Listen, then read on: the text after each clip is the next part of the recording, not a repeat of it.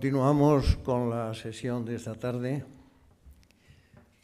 ahora con la intervención de José María de Francisco Olmos.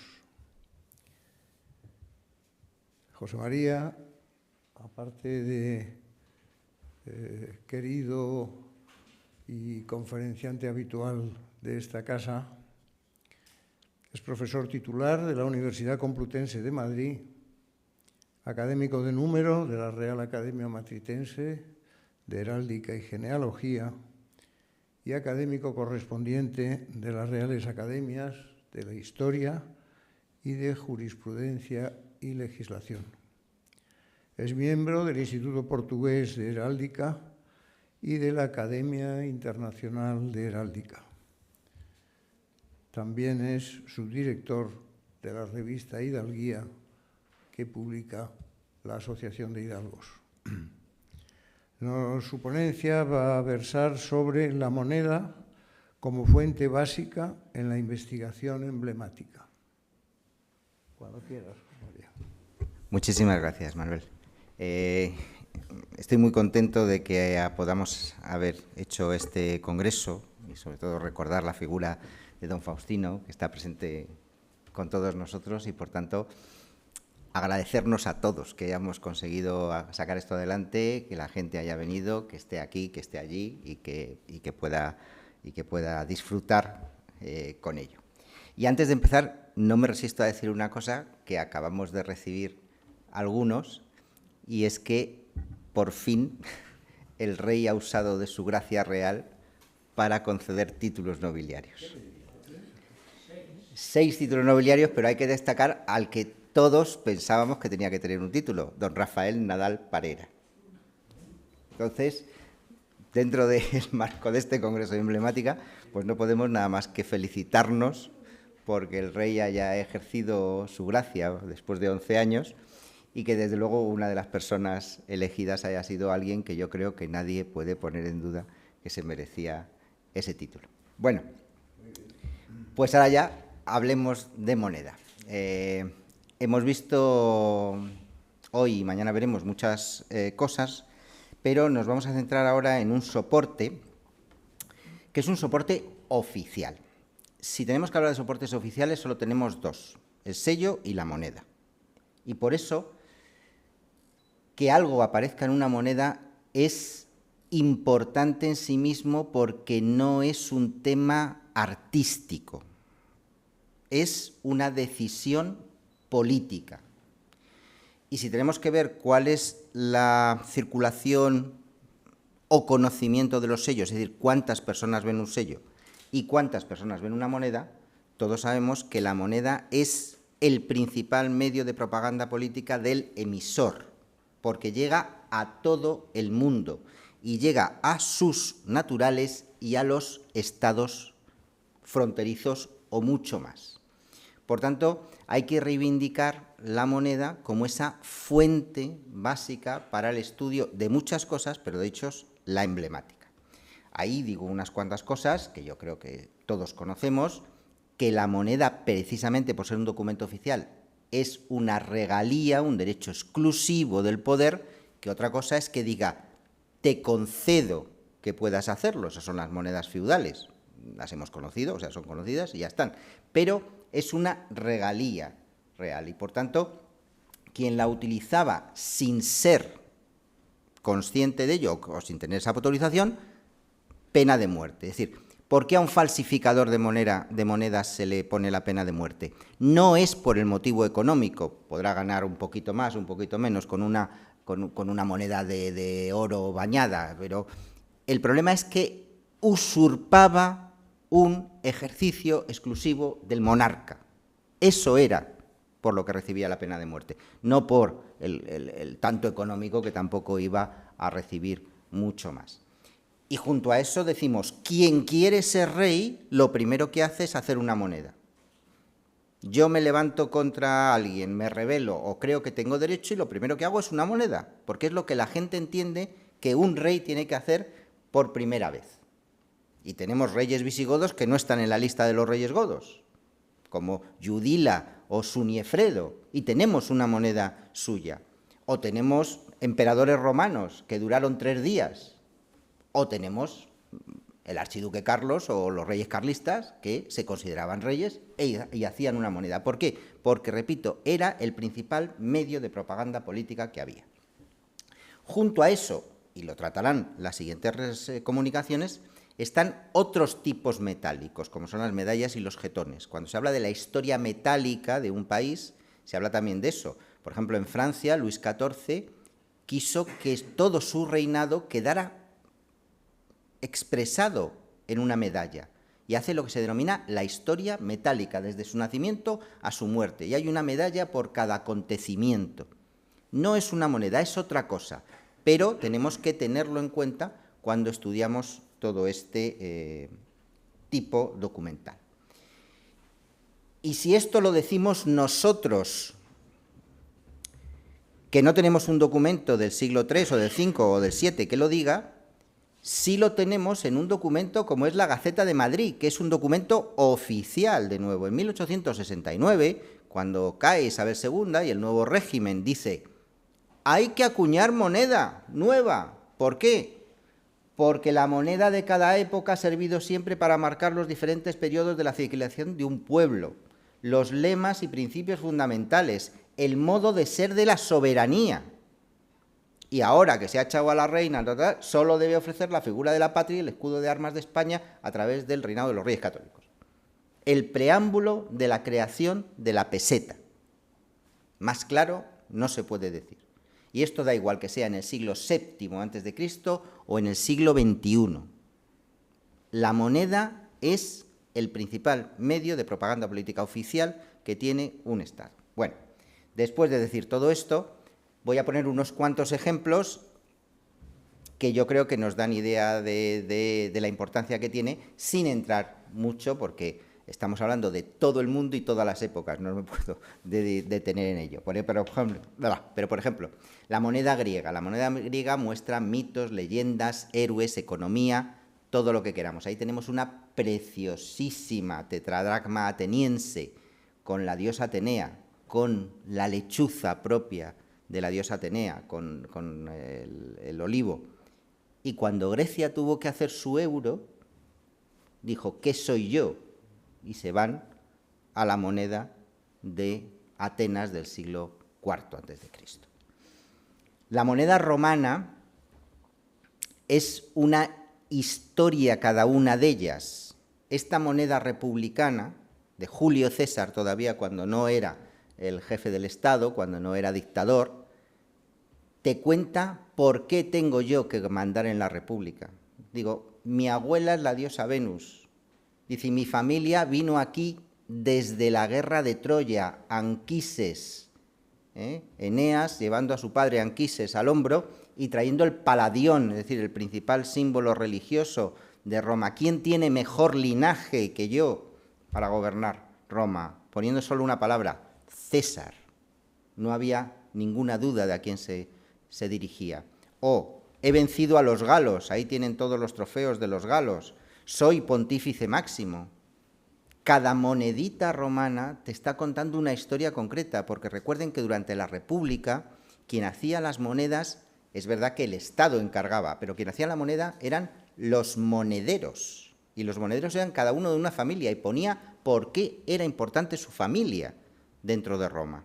Por tanto, la República Romana, la moneda de la República Romana es lo mejor que hay para contar cosas. La moneda imperial, cuando se crea Zaragoza, pues te dice, Zaragoza se crea con la Legión 4, con la 6 y con la 10.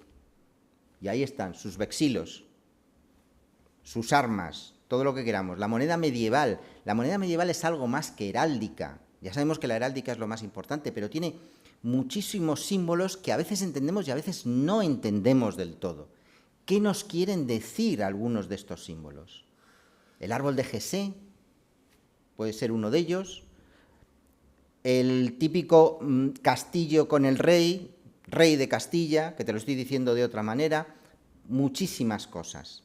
La heráldica, ¿qué vamos a decir? Por supuesto, ahí tenemos los primeros cuartelados de castillos y leones de Alfonso X, pero tenemos la imagen de Carmona de las monedas de Pedro I, o el famosísimo Real de Beatriz de Portugal, siendo también reina de Castilla que reivindica a Portugal, la dobla de la banda, con ese magnífico escudo que aparece ahí, el ristre, como se decía antes, en ese real de Juan II, la granada utilizada antes de la conquista de Granada en esos maravedís de Enrique IV, o Alfonso V de Portugal, cuando se titula rey de Castilla y aparecen pues, los escudos de Castilla y de Portugal, en este caso de toro, creo recordar que es esta moneda. Las monedas de prestigio, esta dobla de la banda de Juan II, donde se ve la cimera, el castillo y encima el león, o esta magnífica con el caballo, con de nuevo los ristres, bueno, estas piezas de ostentación. Y fuera de Castilla tenemos el caso de, para mí, muy difícil comprensión de las monedas de Sancho VII o de Teobaldo de Navarra, con ese creciente o ese castillo, no lo entendemos muy bien, por lo menos hasta ahora. Pero otra de las cosas que hemos dicho es que a finales del XIV y ya a principios del XV, pues vamos a encontrar las divisas. Ahí vemos una moneda con una K y a los dos lados los trilóbulos. Esta moneda, muchas veces decía la gente, no, es de Carlos III, es de Carlos III. No, es del príncipe de Viana, porque su divisa es esa. Y por tanto, solo la lleva él. Las divisas son importantísimas. Aquí tenemos una preciosa moneda de los Visconti, en Italia, en Milán, donde coloca esos cubos, que lo he puesto ahí para que se vea, con ese tizón ardiendo y con los cubos de agua, donde quiere dar la idea de los distintos, ¿no? El agua y el fuego. Puedo llevar la paz, puedo llevar la guerra. Bueno, esto que no es estrictamente heráldica, pero que durante fundamentalmente los siglos, fundamentalmente el XV, un poquito antes y un poquito después, va a aparecer en las monedas, donde te cuentan cosas específicas.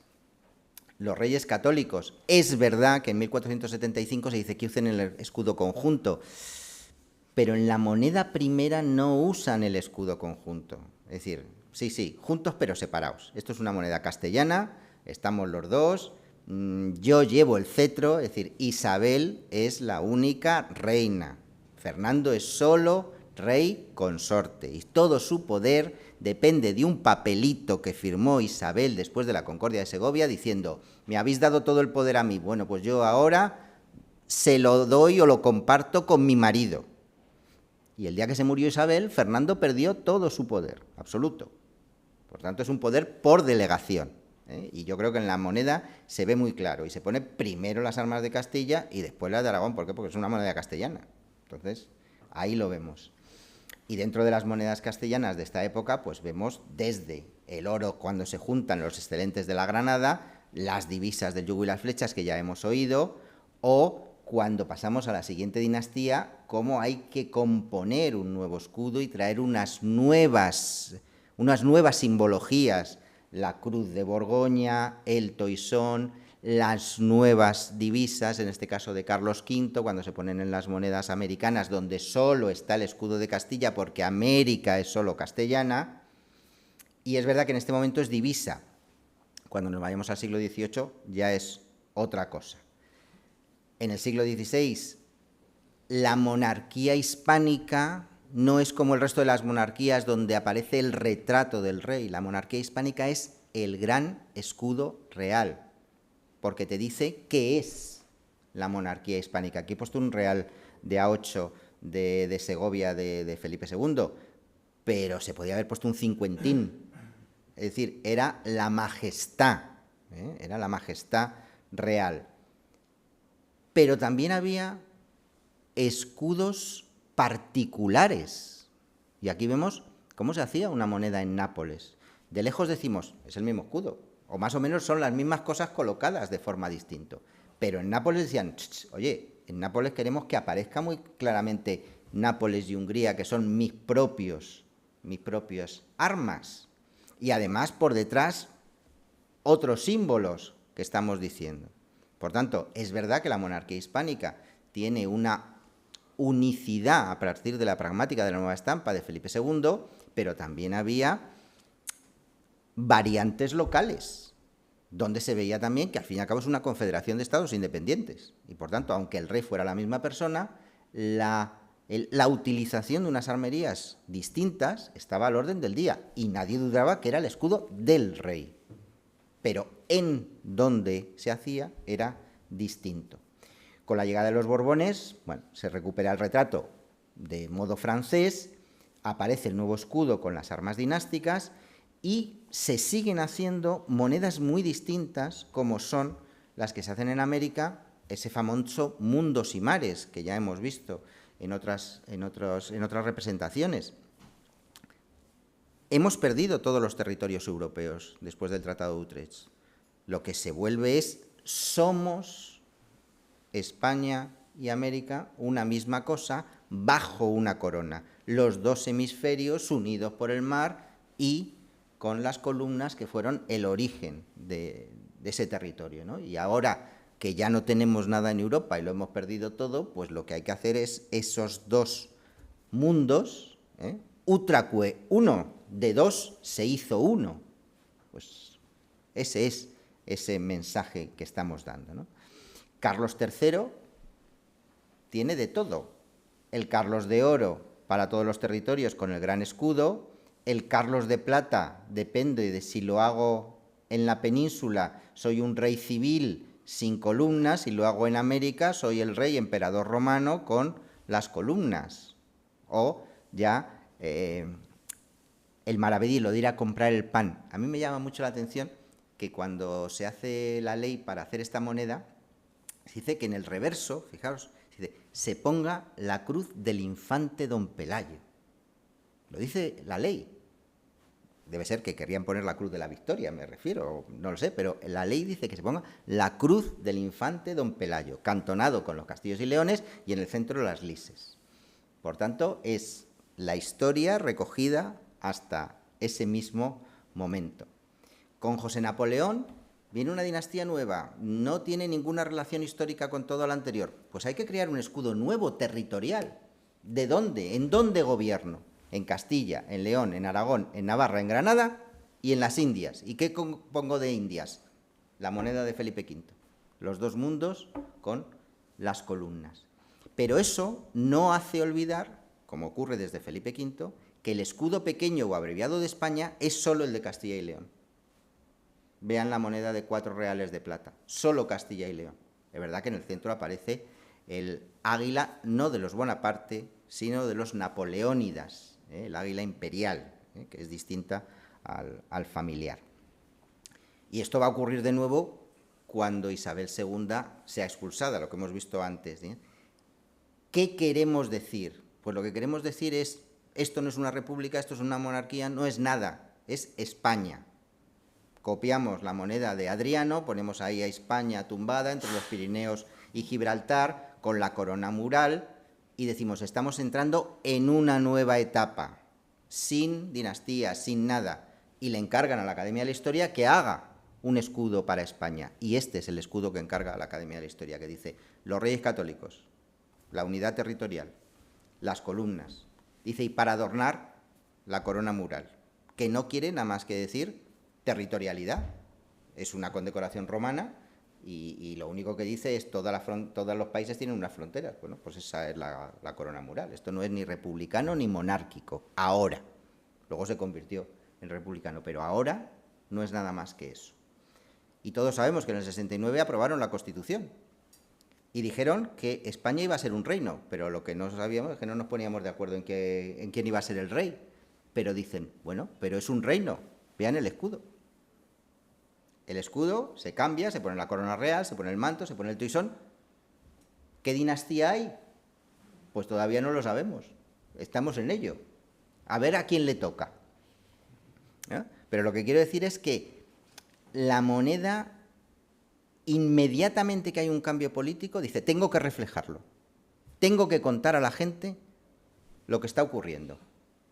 Llegará Amadeo, pues pondrán las lices, el escusón con la cruz de Saboya y esas cosas, ¿no? Pero esa inmediatez, porque es lo que llegaba a todo el mundo. ¿Qué te estoy contando? Pues lo que te estoy contando es esto. Y ya voy a terminar hablando de 3 casos concretos fuera de España. La primera vez que se derroca una monarquía en Europa, podemos tener un intento antes, pero vamos a poner este, es todo lo que conocemos en Inglaterra en el siglo XVII con Cromwell. Bueno, pues había que crear unos nuevos símbolos para esa Commonwealth. Y esos nuevos símbolos tienen que ser territoriales antiguos, porque claro, lo que había era la monarquía desde hacía 1000 años. ¿Qué deciden? Buscar esos símbolos generales, que en este caso son la Cruz de San Jorge y el arpa de Irlanda, que se va a colocar en la moneda, ahí lo dice el Consejo de Estado de 1649. Dice, esto tiene que llevar esto. Y cuando se conquistó o se adhirió Escocia, se dijo, bueno, pues hay que unir la Cruz de San Andrés, que es la típica de Escocia, pero como arma territorial. Cuando se ve un partido de rugby de la selección escocesa, se ven varios emblemas. Por una parte, el león heráldico escocés, la bandera amarilla, trebolada, tal, y luego la Cruz de San Andrés.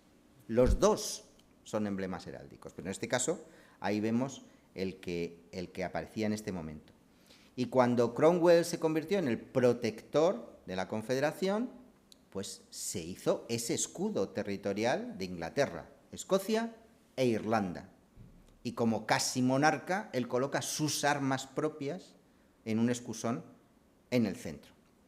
Fíjense que todo esto está visto desde el punto de vista inglés, y por eso lo que aparece a los dos lados son el león y el dragón, que son Inglaterra y Gales, no el unicornio escocés, en este caso.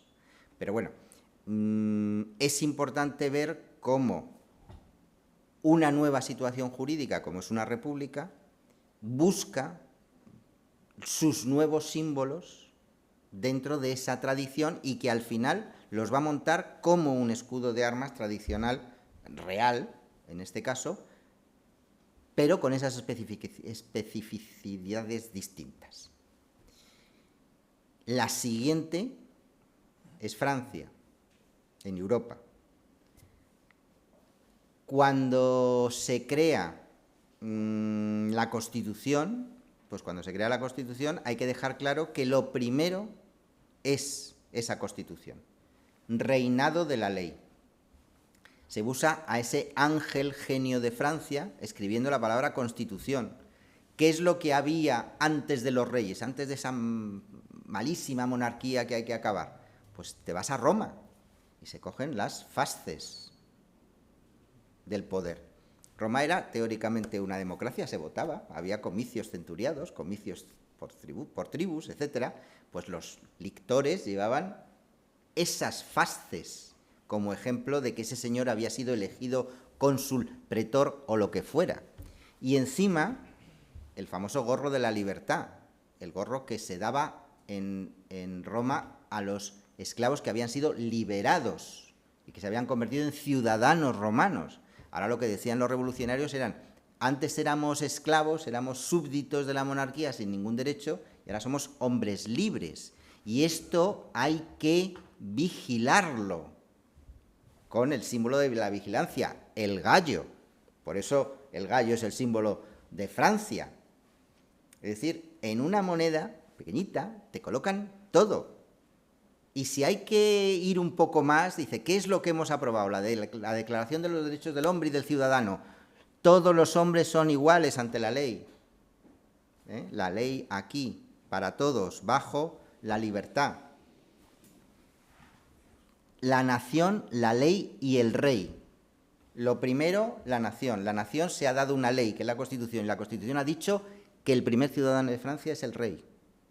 Te está diciendo cuál es el orden que tienes que seguir. O cuando ya está en guerra con todo el mundo, pues la unión y la fuerza, el famoso Hércules con la justicia y la libertad. Con eso podemos luchar contra todo el mundo. Por tanto, la moneda de la República Francesa, o de la Revolución y la República, de nuevo te está contando sus historias. Bueno, libertad y igualdad. Lo de fraternidad no está, ¿eh? Eso es del 19, eso es del 19. La Revolución Francesa es libertad e igualdad, ¿eh? Fraternidad posterior. Pero bueno, aquí lo vemos todo. Y ya lo último, he ido deprisita y tengo todavía 2 minutos, ver al primo americano. El primo americano ya sabemos que están luchando, están consiguiendo su independencia antes de la Revolución Francesa, pero los americanos acuñan moneda después, ¿eh? La primera moneda americana es de la Coinesage de 1792. Por tanto, aunque su independencia sea antes que la Revolución Francesa, en el caso de las monedas tenemos que estudiar antes las monedas de la Revolución Francesa y luego las de Estados Unidos. Y los Estados Unidos, en su primera etapa, beben de la Revolución Francesa. Los Estados Unidos, desde el inicio hasta antes de ayer, lo que ponen siempre en la moneda es lo que ellos llaman la Liberty. Y lo tenéis aquí, Liberty, y con el gorro puesto o por detrás. Aquí vemos una moneda de cobre, una moneda de plata, el famoso dólar, y una moneda de oro, el águila. Siempre, siempre, siempre es la libertad. Es verdad que en un primer momento es esa libertad muy copiada de la Revolución Francesa, pero que enseguida, digamos que los más conservadores van a tomar el poder en Estados Unidos y no van a estar nada de acuerdo con los excesos de la Revolución Francesa. Y de hecho va a haber problemas políticos y tal. Con lo cual van a limitar un poquito lo de la libertad. Libertad, pero sin pasarse, en este sentido, ¿no? Y su gran símbolo que vemos ahí, que tienen hasta hoy, que es el águila calva, que la vamos a ver sin nada, o con el escudo de los Estados Unidos, que el escudo de los Estados Unidos se forma reordenando la bandera. Es decir, en Estados Unidos, al contrario que en todos los demás países, la bandera es anterior al escudo. Y el escudo de los Estados Unidos se forma reordenando la bandera. Bueno, pues todo esto, que son ejemplos y ejemplos y ejemplos, y que son mínimos, lo podemos encontrar en cualquier época y en cualquier momento. Si uno estudia cosas de Asia, si uno estudia cosas del siglo XIII, si uno estudia cosas del siglo XVIII, que busque la moneda, la medalla, los jetones, porque va a encontrar muchísima información, y sobre todo en la moneda, una información oficial. Es decir, yo soy el poder y cómo quiero verme a mí mismo frente a mis ciudadanos y cómo quiero que me vean fuera. Esto, repito, no tiene documento igual.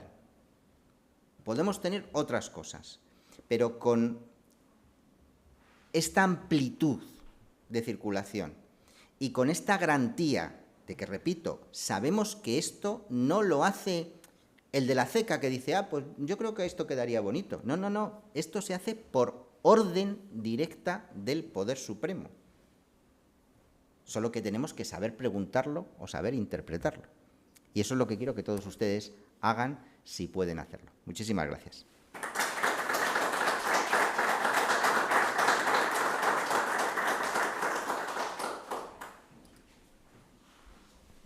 Me he portado bien, ¿eh? No me he pasado. Tenemos unos pocos minutos. Si alguno de vosotros tiene alguna duda o queréis hacer alguna pregunta. Comentario, ni observación. Comentario. Que has citado la bandera de Estados Unidos. Pregunta, ¿de dónde sale la bandera de Estados Unidos? La bandera de los Estados Unidos sale, son 13 barras de los 13 estados, Sí. estados originales, ¿no? Sí.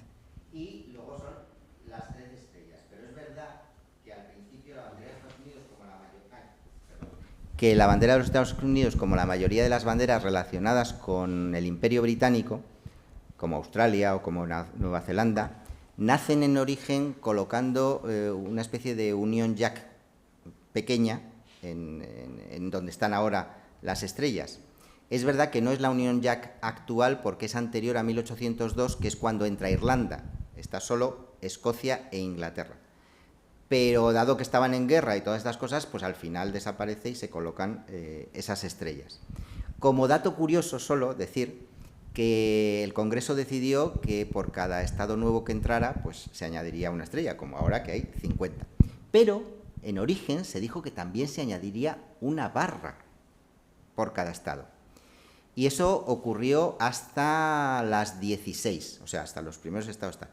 Y dijeron que, claro, cuando lo vieron en un barco lejos, dice, eso parece una mancha rosa. Es decir, si empiezas a meter muchas barras, pues al final no funciona. Entonces decidieron que se dejarían las 13 barras originales y que se iría añadiendo una estrella por cada uno de los estados nuevos que aparecería. Lo que sí es mentira, una leyenda y tal, es que esa Betsy no sé qué la cosiera en medio de la guerra de la independencia. Eso es una falsedad absoluta y ya está. Pregunta mía era retórica, ¿eh? Ah. Pero cuando te has puesto a hablar ya te he escuchado y he aprendido lo que no sabía, ¿verdad? No, yo me refería a cuál es el origen de la barra y las estrellas. Y que es una curiosidad, vamos, son las armas de George Washington. Es un escudo bueno, el escudo personal, de sí. palos de hule sobre plata y un jefe de 3 estrellas, creo que son. Esas son las armas, el escudo de familia de George Washington. Por curiosidad, os diré que el país donde más sociedades genealógicas hay es en Estados Unidos. Allí, en el colegio, cuando tienes 8 años o 9 años, te dicen, hazte un árbol genealógico. A ver, pues yo soy medio irlandés, soy medio tal, no sé qué. Lo cual, en España te dirían que te atenta contra tu libertad y contra tu protección de datos y esas cosas. Pero bueno, en Estados Unidos se hace pues varias veces. Y, por ejemplo, hay una sociedad de solo los descendientes de los oficiales de la Guerra de Independencia, los cincinatos o las hijas de la libertad y tal. Pero os diré que cada vez que un presidente de los Estados Unidos sube al cargo, le hacen su árbol genealógico, sobre todo para tener, dice, ¿qué referencia tiene con el rey de Inglaterra? Pues a través de no sé quién, no sé cuánto y tal. Y la mayoría de los presidentes de Estados Unidos tienen un escudo de armas porque al final han venido de Inglaterra, tienen esas cosas y tal. Pero vamos, en el caso de George Washington, muy conocido porque él era una persona noble en ese sentido, y es verdad que tenía ese escudo, y que allí Washington es lo más parecido que se puede tener a un icono intocable, ¿no? en ese sentido. Sí. Más o menos. Confirmando esto que dice sobre el interés genealógico en los Estados Unidos, en estos momentos el trabajo que están haciendo varias instituciones es la genealogía del nuevo Papa americano, y están trabajando intensamente para cerca de tu tierra localizar sus antecedentes. Bueno, lo último que yo he oído es que el ayuntamiento de Arnedo, o por Santander, por ahí, que quiere encargar un estudio genealógico para confirmar que el Papa viene de ahí. Pues se puede llevar un susto. Oye, que hagan el estudio. Y una vez que hagan el estudio, pues ya saldrá. Muchas gracias.